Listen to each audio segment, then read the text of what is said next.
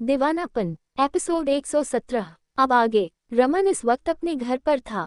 वो लगातार किसी के पास कॉल डायल कर रहा था, लेकिन तभी डोर बेल बजी, जिसकी आवाज़ सुनकर रमन ने फ़ोन को साइड में रखा और सीधे डोर की तरह बढ़ गया। उसने दरवाज़ा खोला तो सामने देखकर उसने गुस्से के साथ कहा, रिधान सर, आप यहाँ क्या कर रहे हैं?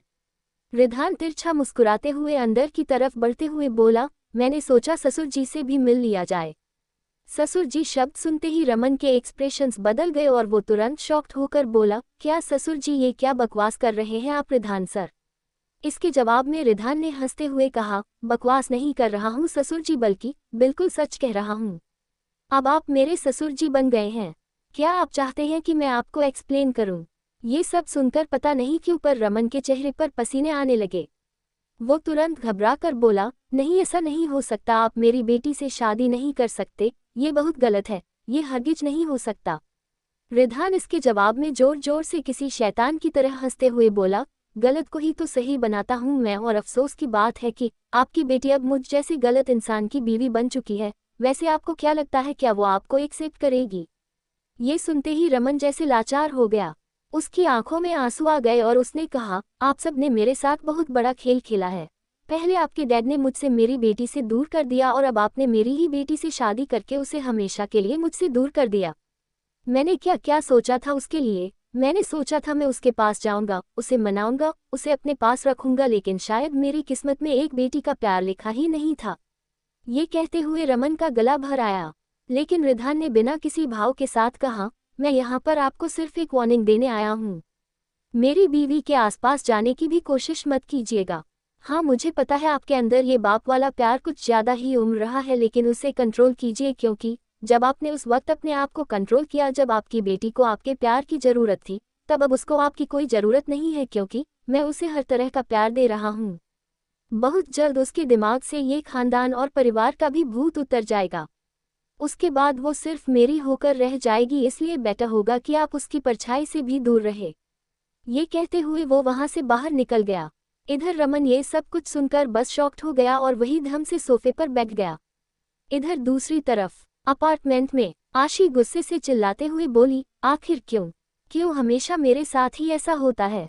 मैं जो भी प्लानिंग करती हूँ हमेशा वो रिधान सूर्यवंशी खराब कर देता है। मैं उसे जिंदा नहीं छोड़ूंगी, मैं उसे मार देना चाहती हूँ। मैं क्या करूँ, अब मुझे कुछ समझ नहीं आ रहा है। तभी चिरंजीवी ने उसे संभालते हुए कहा, बेटा, मैंने कहा ना, तुम शांत हो जाओ।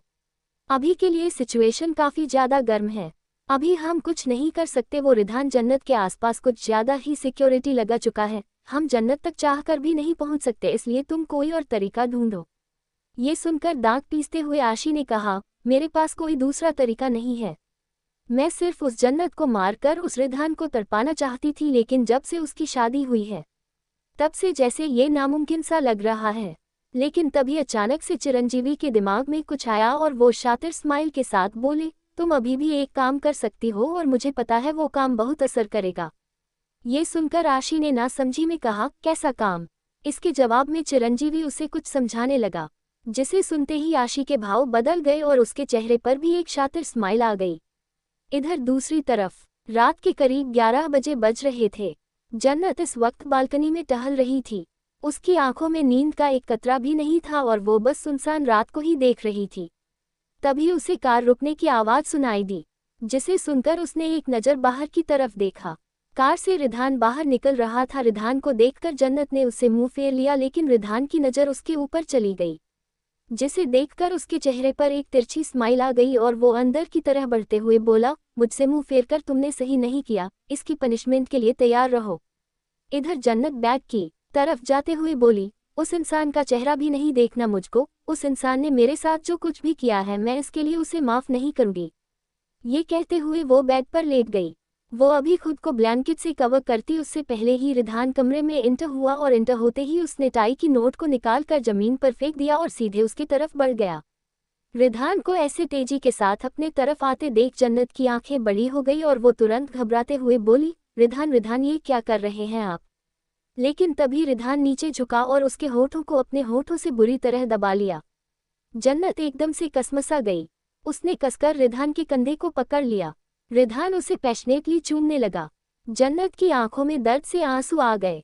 वो इधर से उधर कसमसाने लगी लेकिन रिधान उसे गहराई से चूमे जा रहा था।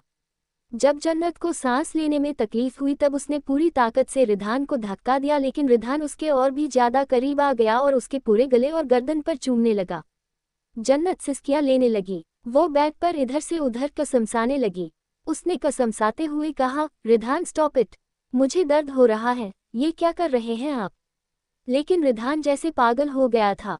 वो उसके पूरे गले, गर्दन और पीठ, शोल्डर पर किस करते हुए बोला, तुमने मुझे इग्नोर किया, इसकी सजा तो तुम्हें मिलेगी। ये सुनकर जन्नत ने गुस्से के साथ कहा, ध्यान देने वाला ऐसा कौन सा काम किया है आपने जो मैं आपको ध्यान दूं? ये सुनकर रिधान तिरछा मुस्कुराया और बोला, यू आर राइट, मैंने ऐसा कोई काम नहीं किया जिससे कि तुम मुझ पर ध्यान दो, इसलिए तो मैं जबरदस्ती तुम्हारा ध्यान खुद के ऊपर ला रहा हूँ। ये कहकर वो फिर से उसे पैशनेटली चूमने लगा, जिससे जन्नत एक बार फिर से सिसकियां लेने लगी, लेकिन अब वो स्ट्रगल करने के बजाय रिधान के बालों में अपना हाथ फेर रही थी, क्योंकि रिधान का हर एक टच उसे पागल होने पर मजबूर कर रहा था। रिधान अपने शर्ट की बटन्स खोलने लगा। जन्नत भी अपनी आंखें बंद किए वो सब कुछ महसूस कर रही थी। तभी रिधान ने उसके कमर को पकड़ते हुए अपने गहरी आवाज में कहा, टॉलरेट में वाइफी। ये सुनकर जन्नत अभी कुछ समझ पाती उससे पहले ही रिधान उसकी आगोश में चला गया। जन्नत की आवाज एक बार फिर से उस पूरे कमरे में गूंज उठी।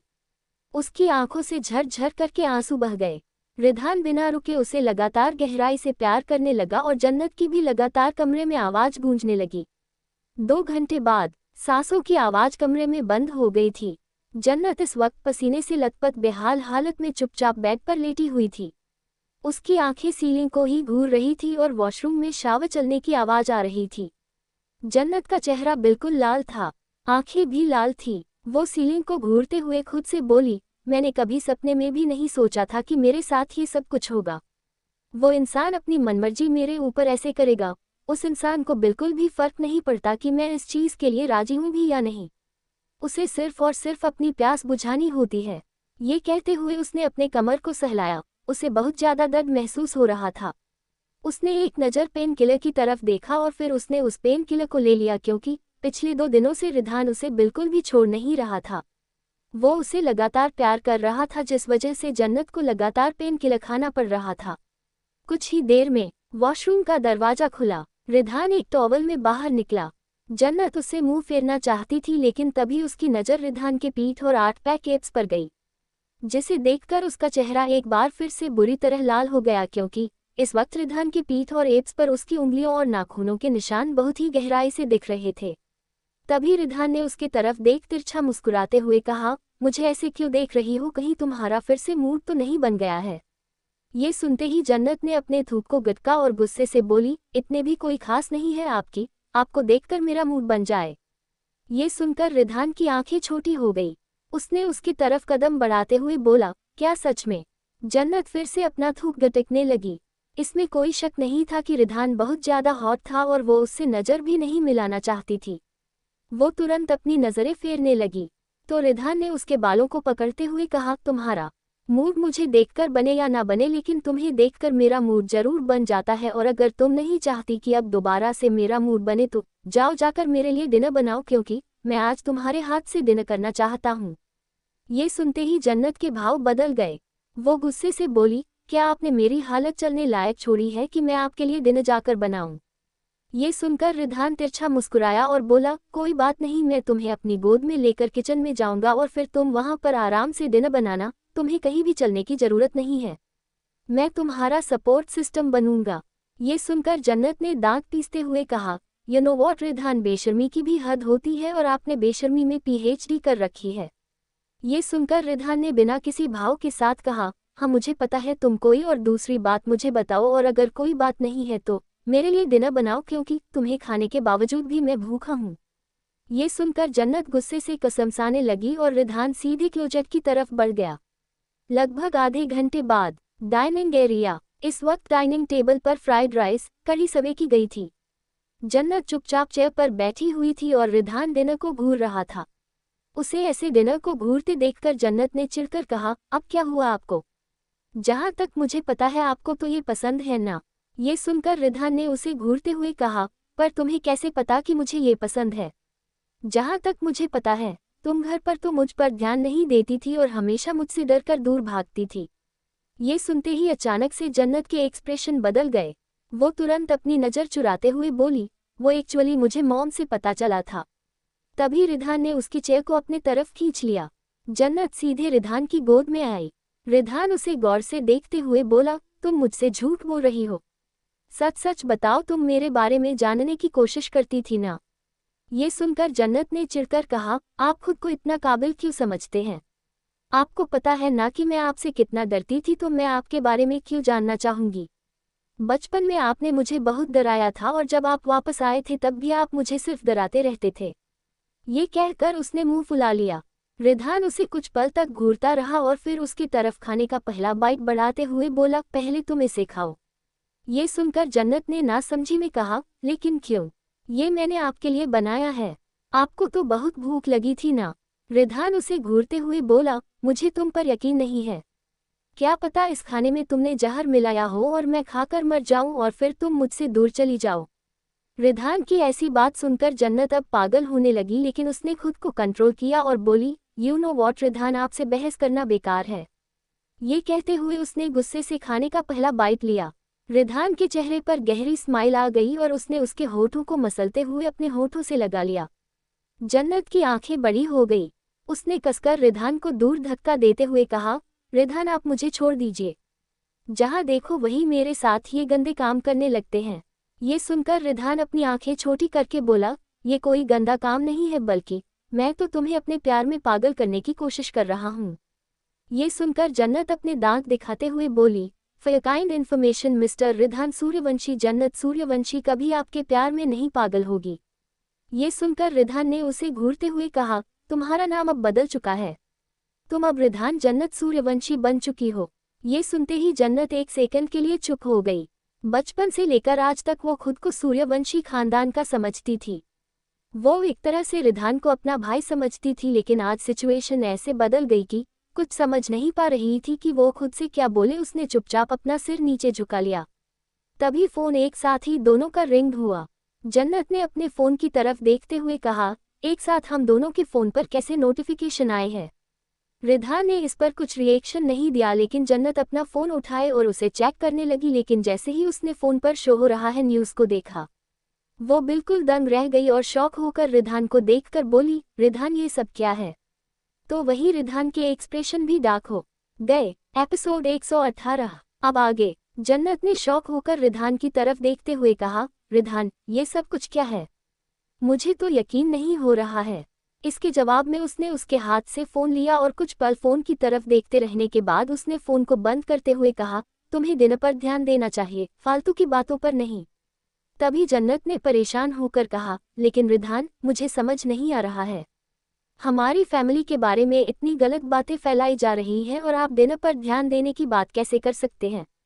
क्या आपको दिखाई नहीं दिया किस तरह से न्यूज़ में ये कहा जा रहा है कि सूर्यवंशी खानदान ने एक लड़की की जिंदगी बर्बाद कर दी?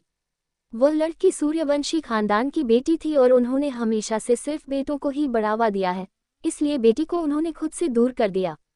यहाँ तक कि मॉम डैड के बारे में भी कितनी गलत बातें बताई जा रही हैं। आप कुछ कर क्यों नहीं रहे हैं? आप इतने आराम से कैसे बैठ सकते हैं? हमें कुछ करना चाहिए। हमें मॉम डैड के पास जाना चाहिए। सब कुछ सही नहीं है। उन्हें इस वक्त हमारी ज़रूरत होगी, क्योंकि यह रोज इंटरनेट पर चारों तरफ फैल गई है। मुझे उनकी फिक्र हो रही है। तभी उसकी यह सारी बातें सुनकर गुस्से के साथ रिधान ने कहा, तुम्हें एक बार में समझ नहीं आता? मैंने कहा ना, तो सिर्फ अपने ऊपर ध्यान देना चाहिए और अभी के लिए सिर्फ खाने पर ध्यान दो। मैं नहीं चाहता कि तुम कमज़ोर रहो और फिर आगे चलकर हमें कोई प्रॉब्लम हो। ये सुनकर जन्नत गुस्से के साथ अपनी जगह से उठकर बोली, बस कीजिए रिधान, मैं थक चुकी हूँ आपकी बातें सुनकर और ऐसी ज़बरदस्ती की हरकतें देखकर। मुझे अभी के अभी मॉम डैड के पास जाना है। इस तरह से न्यूज़ में गलत बातें कैसे फैल सकती हैं? जहाँ तक मुझे पता है, मॉम को एक बेटा हुआ था और वह पैदा होते ही मर गया था, जिस वजह से मुझे अडॉप्ट किया गया था, न कि कोई बेटी हुई थी। तभी उसकी बात पर रिधान ने गुस्से के साथ कहा, उन्हें एक बेटी हुई थी, उन्हें कभी बेटा हुआ ही नहीं था, और आज तक तुमसे यह बात भी झूठ बोली गई है। ये सुनकर जन्नत शॉक हो गई। उसे समझ नहीं आया कि वह क्या बोले। उसने शॉक होकर कहा, नहीं, आप झूठ बोल रहे हैं। आखिर मुझे ये बात क्यों छुपाई जाएगी?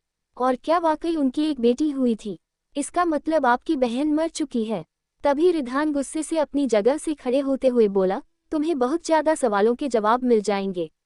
उसने उसके हाथ को पकड़ा और उसे लेकर कमरे में जाने लगा। लेकिन तभी जन्नत ने गुस्से के साथ अपना हाथ छुड़ाते हुए कहा, मैं कहीं नहीं जाऊंगी। मुझे सीधे घर जाना है। मैं यहाँ नहीं रहूंगी। अकेली रहकर मैं पागल हो रही हूँ और अब ऐसी न्यूज़ सामने आ रही है कि मेरा दिमाग खराब हो गया है। ये सुनकर रिधान ने दांत पीसते हुए कहा, मैं तुम्हें अभी कहीं नहीं लेकर जा सकता। जन्नत ने दांत पीसते हुए कहा, मुझे आपकी परमिशन की जरूरत नहीं है। पहले आपने बहुत तरह से मेरे साथ जबरदस्ती कर ली है। अब मैं घर जाकर रहूंगी। ये कहकर उसने गुस्से से अपना हाथ छुड़ाया और बाहर जाने लगी। रिधान उसके पीछे जाते हुए बोला, तुम्हारी प्रॉब्लम क्या है? तुम मेरी बातें एक बार में सुनती क्यों नहीं हो? इसके जवाब में बिना किसी भाव के दांत पीसते हुए जन्नत ने कहा, आप उस लायक ही नहीं हैं कि मैं आपकी बात सुन सकूं या समझ सकूं। ये सुनकर रिधान उसके पीछे जाते हुए बोला, तुम ऐसे अकेले नहीं जा सकती। रुको, तुम ऐसे मुझे छोड़कर नहीं जा सकती। तुम बहुत ज्यादा अपनी मनमानी करने लगी हो। लेकिन जन्नत तब तक जा चुकी थी और रिधान पीछे ही रह गया। इधर दूसरी तरफ सूर्यवंशी पैलेस में इस वक्त भावना अपनी पैकिंग कर रही थी। उसने अपना लगेज लिया और कमरे से बाहर जाने लगी। लेकिन तभी तन्मय ने उसका हाथ पकड़ते हुए कहा, भावना प्लीज रुक जाओ। मुझे वक्त दो, मैं सब कुछ ठीक कर दूंगा। तभी भावना ने गुस्से से तन्मय का हाथ छुड़ाते हुए कहा, नहीं तन्मय, अब मैं आपको कोई भी वक्त नहीं दे सकती। पहले ही 19 साल का वक्त ले लिया आपने मुझे जन्नत का सच बताने में। अब और वक्त नहीं दे पाऊंगी। ये कहकर वह सीधे नीचे की तरफ आई। वहीं तन्मय उसके पीछे आते हुए बोला, प्लीज ऐसा मत करो। प्लीज मुझे छोड़कर मत जाओ। तुम्हारे बिना ये घर किसी काम का नहीं रह जाएगा। प्लीज भावना, मैं तुम्हारे आगे हाथ जोड़ता हूँ। ये कहते हुए तन्मय उसके आगे घुटनों के बल बैठ गया। तन्मय की ऐसी हरकत देखकर भावना के कदम न चाहते हुए भी रुक गए। और अभी वह कुछ कह पाती उससे पहले ही असिस्टेंट अंदर की तरफ आते हुए घबराकर बोला, सर, बाहर बहुत सारी मीडिया आई है। वे चारों तरफ से इस घर में घुसने की कोशिश कर रही हैं। हमारे गार्ड्स उन्हें संभाल रहे हैं, लेकिन आपको जल्द से जल्द एक शॉर्ट वीडियो इंटरनेट पर डालनी होगी, जिसमें आपको स्पष्ट करना होगा कि आपने 19 साल पहले अपनी बेटी को क्यों मारकर किसी दूसरी की बेटी को अपनी बेटी बनाया था। प्लीज सर, हमें ये जल्दी करना होगा क्योंकि मीडिया घर तक पहुंच चुकी है। ये सुनते ही तन्मय और भावना दोनों ही शॉक्ड हो गए। तभी भावना ने कहा, एक मिनट, यह क्या चल रहा है और यहाँ पर मीडिया क्यों आए हैं? मैं कुछ समझ नहीं पाई। वही तन्मय ने भी तुरंत कहा, हाँ, मीडिया यहाँ कैसे आ सकती है? हमारा घर कोई नॉर्मल घर नहीं है जहाँ मीडिया आ सकती है। और यह चल क्या रहा है?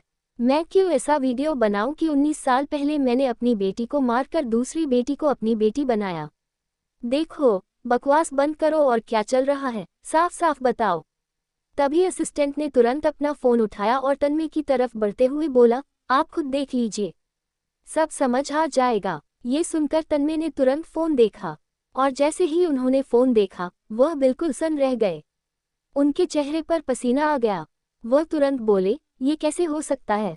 क्या मुझे बेटी हुई थी? और यह न्यूज़ ऑथेंटिक न्यूज़ है? इम्पॉसिबल, मुझे यकीन नहीं हो रहा है।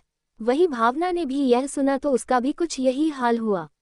उसके हाथ से लगेज छूट गया और वह अपने सिर पर हाथ रखकर बोली, क्या? तो इसका मतलब मुझे बेटा नहीं, बेटी हुई थी। तन्मय, ये सब कुछ क्या चल रहा है? आपने ये सच भी मुझसे छुपाया। इसके जवाब में गुस्से के साथ तन्मय ने कहा, क्या तुम शांत रहोगी? हर एक चीज में तुम मुझ पर शक क्यों करती हो? आखिर मैं तुमसे यह बात क्यों छुपाऊंगा, जबकि मुझे खुद अभी पता चल रहा है कि मुझे बेटी हुई थी, न कि कोई बेटा। ये सुनकर भावना फिर चुप हो गई।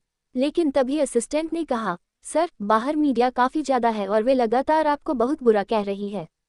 इससे कंपनी के मैनेजमेंट पर भी असर आ सकता है और हमारे स्टॉक्स और शेयर में भी लॉस हो सकता है। इसलिए प्लीज जल्दी से कुछ कीजिए और यह मैटर शांत कीजिए। ये सब सुनकर तन्मय तुरंत बोले, लेकिन अभी हमारे पास कोई सबूत नहीं है। मुझे सच में नहीं पता कि मुझे बेटी हुई थी, तो मैं कैसे ये सब कुछ शांत करूं? अब तुम्हें ही कुछ सोचना होगा। इसके जवाब में असिस्टेंट कुछ सोचने लगा और बोला, अगर एक बार खुद रिधान सर जाकर मीडिया को स्टेटमेंट दे दे तो कुछ हो सकता है, क्योंकि रिधान सर ने अभी तक मीडिया से कुछ भी नहीं कहा है। और उनके एक बार मीडिया में आने से मीडिया का सारा ध्यान उन पर जा सकता है।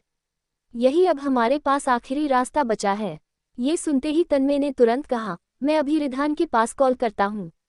मैं अभी उसे बुलाता हूँ, क्योंकि इस तरह मैं अपने खानदान और अपनी कंपनी को डूबते हुए नहीं देख सकता। लेकिन तभी असिस्टेंट ने समझाते हुए कहा, सर आखिर यह सब कुछ किसने किया होगा, क्योंकि आपको खुद नहीं पता कि आपको बेटी हुई थी, न कि कोई बेटा। तो फिर ऐसा कौन सा इंसान है जिसे आपके बारे में तब से पता है जब से आपको खुद आपके बारे में नहीं पता? क्या आपने कभी इसके बारे में सोचने की कोशिश की है? क्योंकि हमें उस इंसान को भी पकड़ना होगा जिसने कुछ ही घंटों में पूरे इंटरनेट पर हंगामा मचा दिया है। इससे हमारी कंपनी में भी बहुत लॉस हुआ है। ये सब सुनकर गुस्से के साथ तन्मय ने कहा, बहुत जल्द मैं इसके बारे में पता लगाऊंगा। इसके साथ ही उन्होंने रिधान के पास कॉल डायल किया। तभी डोरबेल बजी। ये सुनकर भावना ने घबराहट में कहा, कहीं वह मीडिया वाले घर के अंदर तो नहीं पहुंच गए?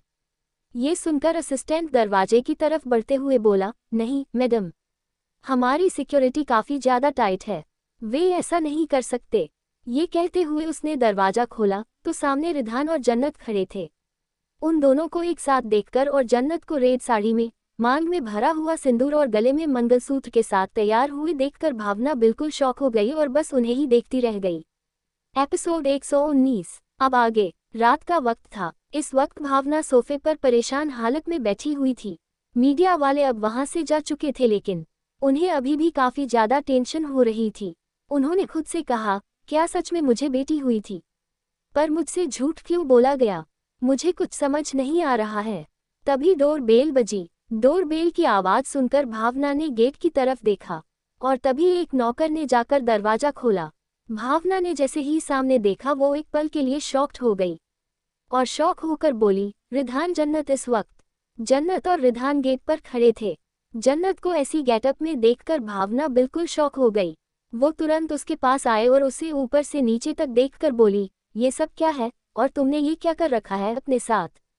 ये सिंदूर, ये मंगलसूत्र, ये सब कुछ उद्धरण चिन्ह। तभी रिधान ने जन्नत के हाथ को कसकर पकड़ते हुए कहा, आपको दिखाई नहीं दे रहा है? ये मेरी बीवी है और इस खानदान की बहू है, फिर आप ऐसे सवाल क्यों कर रही हैं? ये सुनकर भावना ने गुस्से के साथ कहा, पहले ही चारों तरफ हमारे खानदान की बदनामी हो रही है और अब ये सब कुछ। आखिर रिधान तुम करना क्या चाहते हो? ये सुनकर रिधान ने तिरछा मुस्कुराते हुए कहा, ज्यादा नहीं, बस आपको जल्दी दादी बनाना चाहता हूँ। ये सुनकर भावना का मुंह खुला का खुला रह गया और रिधान जन्नत को लेकर अंदर की तरफ बढ़ा। इधर जन्नत का चेहरा तो बिल्कुल लाल हो गया था। उसे समझ नहीं आ रहा था कि वो आखिर कहे तो क्या करे। तभी भावना तुरंत रिधान की तरफ आते हुए बोली, रिधान अभी ये सब कुछ छोड़ो, तुम्हें पता भी है तुम्हारे परिवार पर कितनी बड़ी मुसीबत आ गई है। किसी ने हमारे परिवार के खिलाफ सोशल मीडिया पर बहुत सी अफवाहें फैलाई है। उन्होंने ये कहा है कि तुम्हें एक बहन हुई थी और तो उन्होंने ये भी कहा है कि हमने उसे मार डाला। इतना बड़ा और गंदा इल्ज़ाम हमारे परिवार पर लगाया गया। मुझे तो कुछ समझ नहीं आ रहा है। रिधान प्लीज़ कुछ करो बेटा, मैं बहुत ज़्यादा परेशान हो गई हूँ। तभी रिधान ने बिना किसी भाव के साथ कहा, आपको अपने पति से ये सारी चीज़ कहनी चाहिए, क्योंकि सबके जिम्मेदार आपके पति हैं। ये सुनकर भावना ने गुस्से के साथ कहा, तो तुम भी तो मेरे बेटे हो ना, क्या तुम्हें फर्क नहीं पड़ता? हमारे खानदान की इतनी बुराई हो रही है चारों तरफ। ये सुनकर रिधान ने तिरछा मुस्कुराते हुए कहा, मुझे सीरियसली बिल्कुल भी फर्क नहीं पड़ता, क्योंकि मुझे अगर अभी किसी चीज़ से फर्क पड़ता है तो वो सिर्फ और सिर्फ मेरी बीवी है। अगर बात मेरी बीवी की हो तब मैं पूरी दुनिया जला दूंगा। ये कहकर उसने जन्नत को कमर से पकड़कर अपने करीब खींच लिया। जन्नत का चेहरा एक बार फिर से लाल हो गया। उसने तुरंत रिधान को दूर करते हुए कहा, रिधान तुम्हें शर्म नहीं आती? यहाँ मॉम खड़ी है और तुम कैसी गंदी हरकतें कर रहे हो मेरे साथ? और वही भावना भी ये सब कुछ देखकर परेशान होकर बोली, मैंने कभी सपने में भी नहीं सोचा था कि तुम ऐसे होंगे रिधान। मैंने क्या क्या सपने देखे थे तुम्हें लेकर, लेकिन तुमने सब बर्बाद कर दिया। और तुम्हें पता भी है जिस दिन तुम्हारे और जन्नत की सच्चाई पूरी दुनिया के सामने आएगी उस दिन क्या होगा? लोग फिर से हमारे परिवार की बुराई करेंगे, क्योंकि जन्नत पहले इस घर की बेटी थी और अब बहू बन चुकी है। मुझे तो कुछ समझ ही नहीं आ रहा है कि मैं कैसे रिएक्ट करूं। तभी रिधान ने गुस्से के साथ कहा, बेटी आप लोगों ने इसे बनाया था, मैंने नहीं। और बीवी मैंने बनाया है, आप लोगों ने नहीं। इसलिए आप लोग इससे दूर रहिए। जो भी होगा मैं संभाल लूंगा, आपको उसकी फिक्र करने की जरूरत नहीं है। ये कहकर उसने जन्नत के हाथ को पकड़ा और उसे लेकर कमरे की तरफ जाने लगा। तो वही भावना उसे जाते देख गुस्से से बोली, रिधान तुम्हें अभी ये सब कुछ मजाक लग रहा है, लेकिन चीज वाकई बिगड़ चुकी है।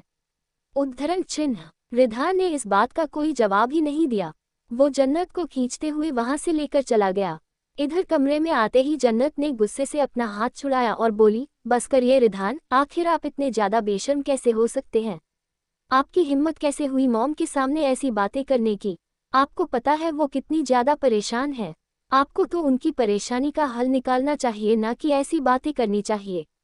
ये सुनकर रिधान ने उसे दीवार से सटा दिया और उसके होंठों को खोलते हुए बोला, अगर मैंने उनकी प्रॉब्लम को सॉल्व किया तो मुझे क्या मिलेगा? ये सुनकर जन्नत दांत पीसते हुए बोली, क्या आपको इसमें भी कुछ फायदा चाहिए? रिधान आखिर आप क्या बिना फायदे के कोई काम नहीं कर सकते? रिधान ने शराफत से कहा, नहीं, बिल्कुल भी नहीं, मैं बिना फायदे के कोई काम नहीं करता। इसलिए अगर तुम मुझे कुछ देती हो तो मैं जरूर उनकी मदद करूंगा, और ये प्रॉब्लम कुछ ही मिनट में सॉल्व हो जाएगी। ये सुनकर जन्नत ने फ्रस्ट्रेटेड होकर कहा, क्या चाहिए आपको, बताइए मुझे। इसके जवाब में तिरछा मुस्कुराते हुए रिधान ने कहा, तुम चाहिए मुझको, वो भी बिना किसी जोर जबरदस्ती के। ये सुनते ही जन्नत की आंखें बड़ी हो गई और वो तुरंत हकलाते हुए बोली, ये क्या कह रहे हैं आप? रिधान आप होश में तो है? रिधान उसके चेहरे को सहलाते हुए बोला, मैं पूरे होशो हवास में ये बात कह रहा हूँ। अभी तक मैंने जो भी किया जोर जबरदस्ती से किया, पर मैं चाहता हूँ कि अब जो कुछ भी हो बिना जोर जबरदस्ती के हो। मैं चाहता हूँ कि तुम मुझे प्यार करो और मुझे खुद को प्यार करने दो। मैं तुम्हारे अंदर पूरी तरह खो जाना चाहता हूँ और तुम मेरे साथ कोऑपरेट करो। ये कहते हुए वो नीचे झुका और उसके गर्दन को चूमने लगा। उसके ऐसे टच करने से और ऐसे सेंसिटिव एरिया को चूमने से जन्नत से हर उठी। उसने कसकर रिधान के शर्ट को पकड़ लिया और धीरे से बोली, आप बहुत शातिर इंसान हैं। मुझे यकीन नहीं हो रहा है आप मुझसे ऐसे डील कर रहे हैं, वो भी अपनी फैमिली के लिए। दुनिया का कोई भी बेटा ऐसे काम नहीं करेगा जो आप कर रहे हैं। रिधान मुस्कुराते हुए बोला, तुम्हें हासिल करने के लिए मैं कुछ भी कर सकता हूँ, तो फिर तो ये नॉर्मल सी डील है। चलो अब जल्दी से अपने कपड़े उतार कर बेड पर बैठ जाओ, मैं तुम्हें प्यार करना चाहता हूँ और तुम्हें भी मुझे कोऑपरेट करना होगा। ये सुनते ही जन्नत का दिल जोरों से धड़कने लगा और वो तुरंत हकला कर बोली, रिधान अभी हमने सुबह ही तो किया था ना, क्या फिर से रात को करना जरूरी है? हम ये डील कल नहीं कर सकते। इसके जवाब में रिधान ने अपनी भौहें चढ़ाते हुए कहा, अगर मुझे भूख अभी लगी है तो मुझे खाना भी अभी चाहिए। कल मुझे भूख नहीं लगेगी तो कल खाना खाकर क्या करूंगा मैं? ये सुनकर जन्नत ने दांत पीसते हुए कहा, रिधान ऐसे घटिया एग्जाम्पल देना बंद कीजिए।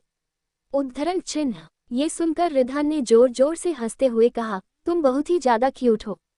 तुम्हें पहली बात एक बार में समझ नहीं आती, इसलिए मुझे ऐसे एग्जाम्पल्स देने पड़ते हैं। वेल चलो जल्दी से अपने कपड़े उतारो और बेड पर बैठ जाओ, क्योंकि मैं खुद को कंट्रोल नहीं कर पा रहा हूँ। ये सुनकर जन्नत ने दांत पीसते हुए कहा, क्या गारंटी है कि इस चीज के बाद आप सारी प्रॉब्लम सॉल्व कर देंगे? क्या पता आप फिर से मुझे ब्लैकमेल करें, तो इसलिए पहले मुझे गारंटी दीजिए, उसके बाद ही मैं आपको अपने करीब आने दूंगी। ये सुनकर रिधान अपनी आंखें छोटी करके बोला, तुम भी काफी ज्यादा स्मार्ट हो गई हो। उसके जवाब में जन्नत ने मुस्कुराते हुए कहा, अब मैं रिधान सूर्यवंशी की बीवी जो बन गई हूँ, इसलिए चालाकी आना तो जायज है। उसकी ये बात सुनकर रिधान के चेहरे पर एक गहरी स्माइल आ गई। वो उसके माथे पर अपने होंठ रख कर बोला, you know what, I really like it, at least तुमने ये तो एक्सेप्ट किया कि तुम अब मेरी बीवी हो। ये सुनते ही अचानक से जन्नत को एहसास हुआ। उसका चेहरा फिर से लाल हो गया और वो तुरंत अपना सरना में हिलाकर बोली, नहीं ऐसी कोई बात नहीं है, मैं तो बस। तभी रिधान ने उसकी होठों पर अपनी उंगली रखते हुए कहा, मुझे सब समझ आ रहा है, तुम फिक्र मत करो, मैंने जो प्रॉमिस किया है वो मैं जरूर निभाऊंगा, क्योंकि मैं तुमसे किया गया प्रॉमिस कभी नहीं तोड़ सकता। ये सुनकर जन्नत रिधान की आंखों में देखने लगी। कुछ सेकंड तक उसकी आंखों में देखते रहने के बाद उसने आखिर में अपना सिर नीचे झुकाया और बोली, रिधान पहले प्रॉमिस कीजिए कि आप जेंटल बिहेव करेंगे, क्योंकि आप बिल्कुल राक्षस बन जाते हैं। मुझे बहुत दर्द होता है। ये सुनकर रिधान ने तिरछा मुस्कुराते हुए कहा, मैं प्रॉमिस तो नहीं कर सकता, पर मैं तुम्हारे साथ जेंटल रहने की कोशिश पूरी करूंगा। ये सुनकर जन्नत ने रिधान के सीने पर मारते हुए कहा, आप बहुत बुरे हैं रिधान, मैंने आपसे ऐसी उम्मीद नहीं की थी। आप ऐसे कैसे कर सकते हैं? प्लीज आपको जेंटल रहना पड़ेगा, वरना मैं बीच में ही रुक जाऊंगी। उसकी बात सुनकर रिधान ने हंसते हुए कहा, एक बार अगर मैं शुरू करूं तो कोई चाहकर भी बीच में नहीं रुक सकता। और आई प्रॉमिस मैं पूरी कोशिश करूंगा कि तुम्हारे साथ जेंटल रहूं, लेकिन इसमें तुम्हारी गलती है। तुम इतनी खूबसूरत हो कि मैं अपने अंदर के जानवर को कंट्रोल ही नहीं कर पाता। ये सुनकर जन्नत का पूरा चेहरा फिर से लाल हो गया और रिधान ने उसे सीधे बेड पर गिराते हुए कहा, अब तुम खुद से अपने कपड़े निकालोगी या मैं तुम्हारे कपड़े निकालूं? ये सुनकर फिर से जन्नत का दिल जोरों से धड़कने लगा और वो तुरंत अपनी नज़र चुराते हुए बोली, रिधान आप ये कैसी बातें कर रहे हैं? मैं कैसे खुद के कपड़े? तभी रिधान ने उसके होठों पर अपनी उंगली रख दी और धीरे से बोला, शश, मैं समझ गया, तुम चाहती हो कि मैं खुद तुम्हारे कपड़े निकालूं। ये सुनते ही जन्नत की आंखें बड़ी हो गई और वो कुछ कह पाती उससे पहले रिधान ने उसके कपड़ों को झटके के साथ निकाल दिया। जन्नत ने कसकर अपनी आंखें बंद कर ली और बोली, रिधान प्लीज। लेकिन रिधान ने अपने भी कपड़े निकालते हुए उसके ऊपर आते हुए कहा, अब प्लीज कहने का वक्त चला गया है। अब तो सिर्फ और सिर्फ तुम मेरा नाम बोलोगी, वो भी दर्द में। ये सुनकर जन्नत की आंखें बड़ी हो गई। वो अभी कुछ कह पाती उससे पहले ही रिधान ने उसके होठों को अपने होठों में लिया और बिना वार्निंग के उसकी आगोश में चला गया। जन्नत की एक जोरदार चीख पूरे कमरे में गूंज उठी और उसकी आंखों से एक बार फिर से झरझर करके आंसू बह निकले। आगे की स्टोरी अगले एपिसोड में।